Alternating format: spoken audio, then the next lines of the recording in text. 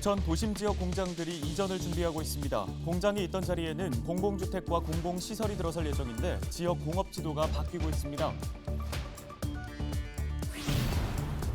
부평 문화로 상인들이 노상주차장 폐쇄에 반발하며 부평구청 앞에서 항의 집회를 열었습니다. 부평구는 상인들과 소통해 해결 방안을 모색하겠다는 입장입니다. 지방선거를 앞두고 우리 지역 주민들의 희망 공약 살펴보고 있습니다. 오늘은 김포 대표 원도시민 보촌과 풍무, 사우, 그리고 김포 본동 주민들을 만나봤습니다. 인천 지역 시민사회단체가 다가오는 지방선거에서 진정한 지역 정치를 실현하기 위해 기초의원에 대한 정당 공천제를 폐지해야 한다고 주장했습니다. 관련 내용 전해드립니다.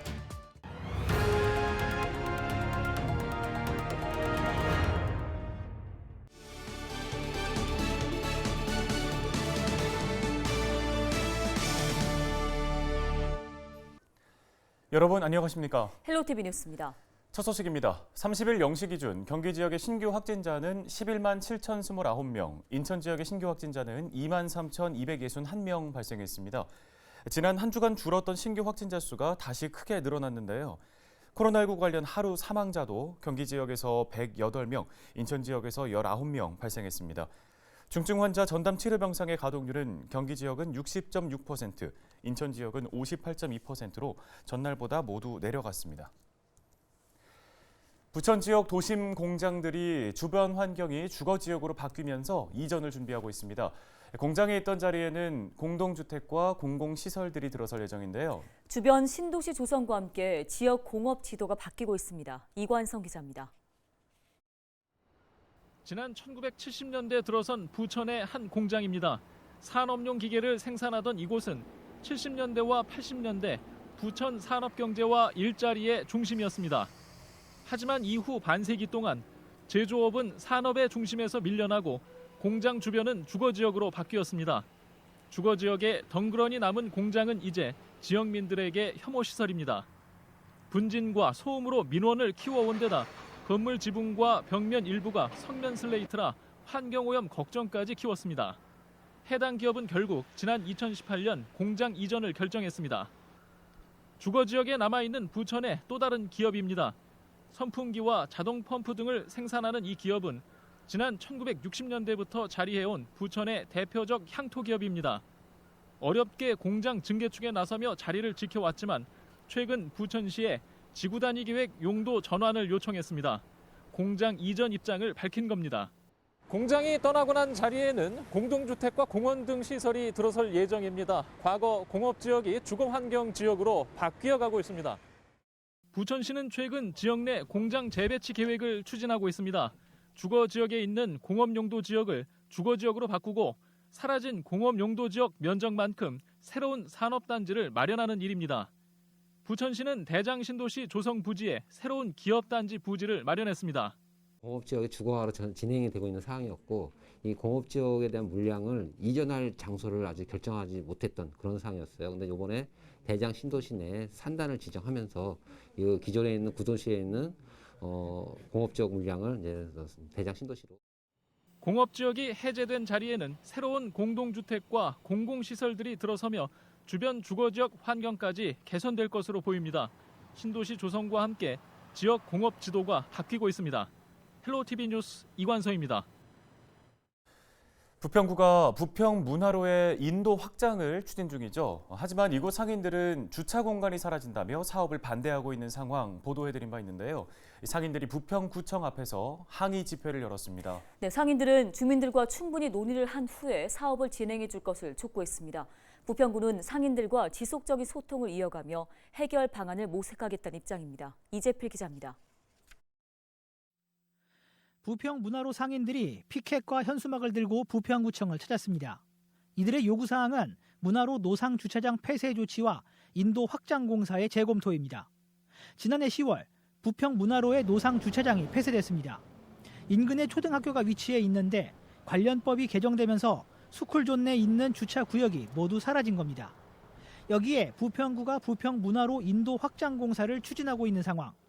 상인들은 인도 확장으로 도로 폭이 축소되면 차량을 주정차하기 힘들어진다며 특히 주차 단속마저 강화할 경우 생계에 너무 큰 영향을 미친다고 주장했습니다.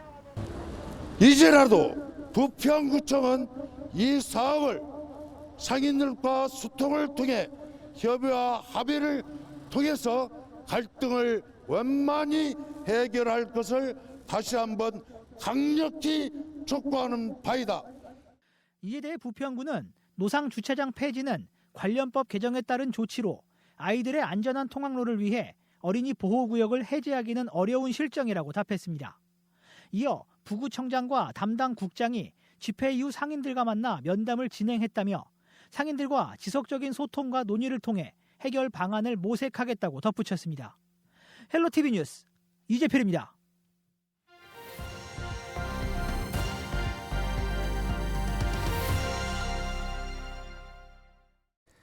네, 이제 6일 지방선거가 2달여 앞으로 다가왔습니다. 우리 지역 주민들은 후보들에게 어떤 공약을 바라고 있을지 들어보겠습니다. 네, 우리 동네 희망 공약. 오늘은 김포 원도심으로 가보겠습니다. 이세진 기자입니다. 김포의 입구이기도 한 원도심. 시청에 있는 행정 중심지이자 주거 상업단지 그리고 주요 개발 사업지가 공존한 곳인데요. 이곳 주민들은 지방선거 후보들이 어떤 공약을 내주길 바라고 있을까요? 서울과 인접한 원도심은 서울로 출퇴근하는 주민들이 많은 곳이기도 합니다. 때문에 광역교통 확충은 주민들이 원하는 첫 번째 공약입니다. 특히 서울 지하철 5호선 연장은 오랜 수건입니다. 추가 검토 사업으로 지정된 이후에 지자체 간 협의를 하고 있다고는 하지만 가시적인 성과나 진전이 없었다라는 점이 좀 굉장히 아쉬운 부분이고요. 시민으로서는.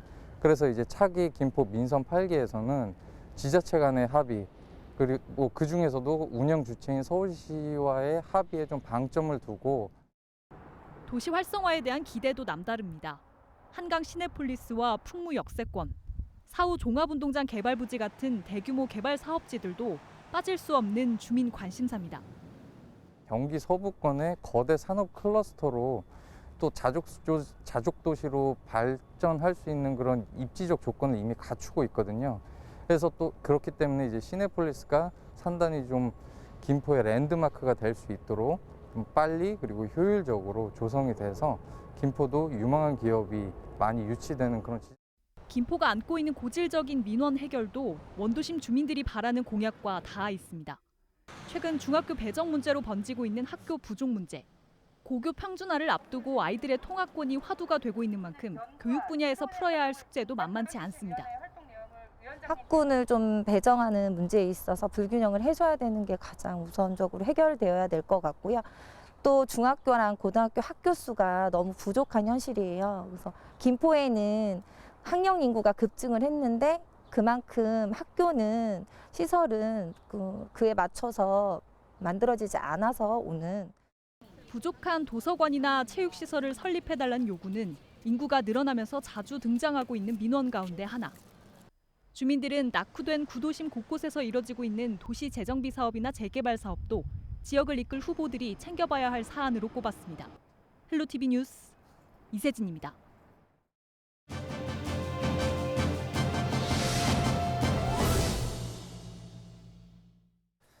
오는 6월 전국 동시지방선거에서 진정한 지역 정치를 실현할 수 있도록 기초의원 정당 공천제를 폐지해야 한다는 목소리가 나왔습니다. 네, 인천 경실련 김송원 사무처장을 연결해서 관련 이야기 나눠보겠습니다. 안녕하십니까? 안녕하십니까? 예, 인천 경실련이 지방선거를 앞두고 기초지역 정치권이 입고 있는 피해를 지적했습니다. 어떠한 문제점들이 있었습니까? 예, 다가올 6일 지방선거에서 기초의원 중대선거구제 도입을 놓고 여야가 정면으로 충돌하다 보니 정작 시급한 광역의원 정수 조정이나 선거구 획정이 뒷전으로 밀리면서 지방 정치인과 유권자들이 큰 혼란에 빠졌습니다. 가뜩이나 지난 대통령 선거 기간에 중앙당 지시로 예비 후보 등록조차 할 수 없었던 지방 정치인들은 자신들을 알릴 수 있는 시간이 없다 보니 또다시 정당 공천을 받으려고 줄을 서야 하는 후보로 전락했고 유권자들은 이들 후보를 검증할 수 있는 시간이 없어졌습니다. 네, 이번 논평에서는 특히 기초선거 정당공천제 폐지부터 추진해야 한다 강조하셨거든요. 자세한 말씀을 좀 들어볼까요? 애초 풀뿌리 민주주의와 주민자치를 실현하려고 도입한 게 구의원, 구청장을 뽑는 기초지방선거입니다. 그런데 정당 공천제 때문에 아무리 뛰어난 인재라도 돈 없고 연줄이 없으면 지방정치에 진입할 수 없습니다. 자연스레 공천 과정에서 공천 헌금 등의 정치 부패가 발생하고 지방정치는 중앙정치에 종속될 뿐만 아니라 지역 정치 신인은 배제되는 현상이 발생하고 있기 때문에 기초선거 정당 공천제를 폐지하자고 주장한 겁니다. 네, 지방선거 이제 얼마 남지 않았습니다. 인천 정치권에 당부하시고 싶은 말씀 있으실까요? 다당제를 실현하자는 중대선거구제는 국회의원 선거에서 도입해야 할 선거제도입니다. 하지만 여야 거대 정당들은 이를 외면하고 있습니다.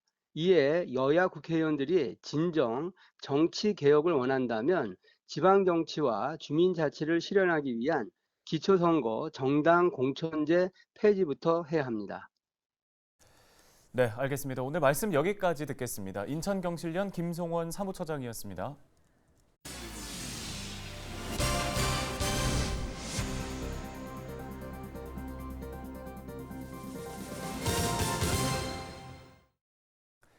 다음 소식입니다. 소사지역 도시재생사업 당시 조성된 부천 소사본동 소사공간에 30일 소새마을 역사관이 개관했습니다.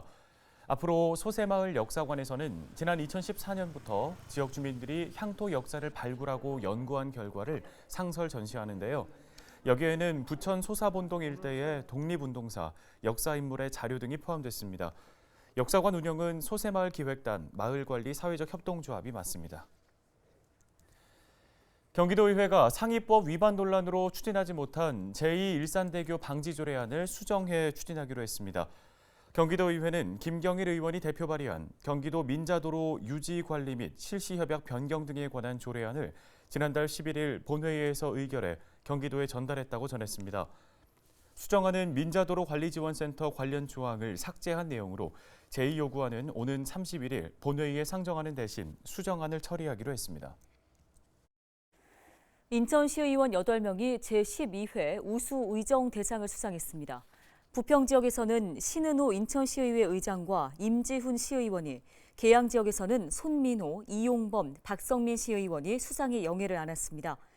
대한민국 시도의회 의장협의회는 지역사회와 지방의회 발전을 위해 적극적으로 활동한 광역의원들에게 우수의정 대상을 수여하고 있습니다.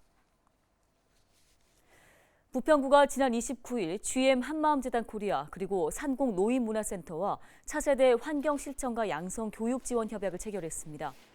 환경실천과 양성교육은 기후교육을 이수한 노인 일자리 참여자가 지역 내 어린이집 원생을 대상으로 환경 관련 교육에 나서는 프로그램인데요. 각 기관은 협약을 통해 환경실천과 양성에 상호 협력하기로 했습니다. 주요 협약 사항은 사업 대상자 발굴과 사업 추진을 위한 지원, 홍보 활동 상호 협력 등입니다.